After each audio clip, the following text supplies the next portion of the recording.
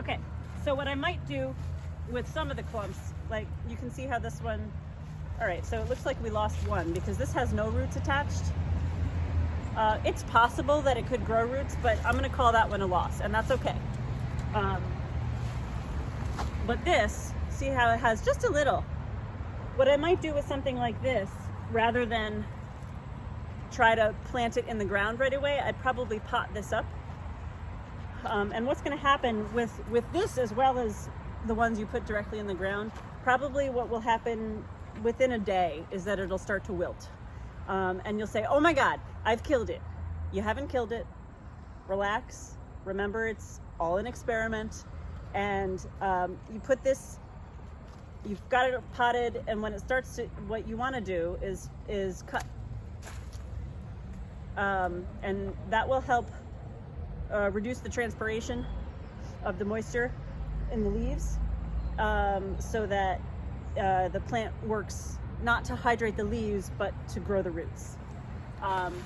So with this, if I was going to replant this in the garden, I'd make a nice hole, loosen up the roots, add some compost if you have it, and just cut the tops off, because there's a lot of plant here for it to try to get water to. So I'm going to make that a little bit less trouble for it. Do you want to leave any leaves so that it photosynthesizes, or is that not the issue right now? I think it depends on when you're doing it, and I've done it both ways. I've had it where, you know, there were no leaves left, and I just had stalks. I've had that work. Usually that works better when they're in pots. At least that's my experience, because I do a lot of experimenting with this stuff at home. I usually like to leave some leaves on because I feel like that's stored energy for it to use. You think that's... Yeah. I would say this, if we're doing, like right now we're talking about fall divisions. Yeah. I don't think leaves are nearly as important because your plants aren't photosynthesizing anywhere They're near getting ready to go to sleep anyway. Right. If you're doing this, well, first of all, one of the things I think we talked about already is don't be doing this in the middle of the summer. No. It's too hot. It's generally too dry, especially it has been dry for this past couple years. So you really don't want to do that. That said, if it's like, I must divide this now, take a risk. It's your own garden. You can do what you want. And we've had situations like, I know people who are like, I'm moving and I need to take my plants with me. You need to take your plants with you. Or we're redoing, you know, the septic tank and someone's digging up this whole thing. So if you have to, you have to. If you have to, you have to. And what I would say for times like that, when you're doing it at a not particularly ideal time, if you can, wait for a cloudy day. If you can't, dig it up. Try to get your site prepared in advance. Replant the items right away. And then provide it a little tent of sorts, so that it will give it some shade.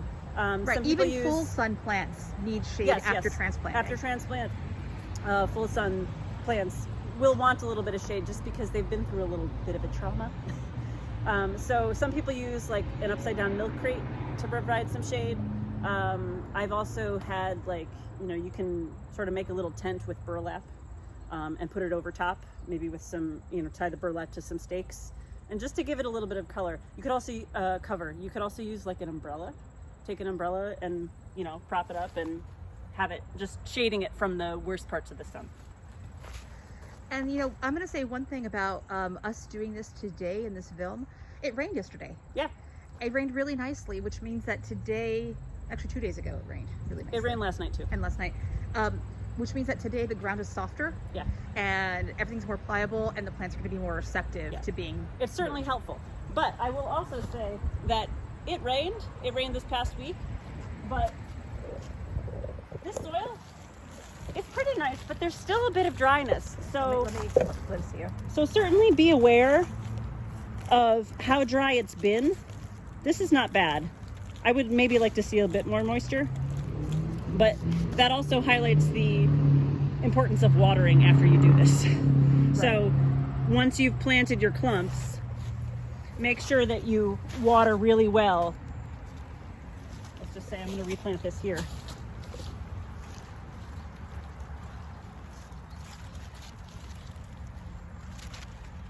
And one thing I like to remind people about watering is that It may feel like you watered a lot, but oftentimes once you dig down a little bit, you'll see that the water only penetrated the top maybe couple of inches. Or it just got the mulch wet. Or it just got the mulch wet. Yeah.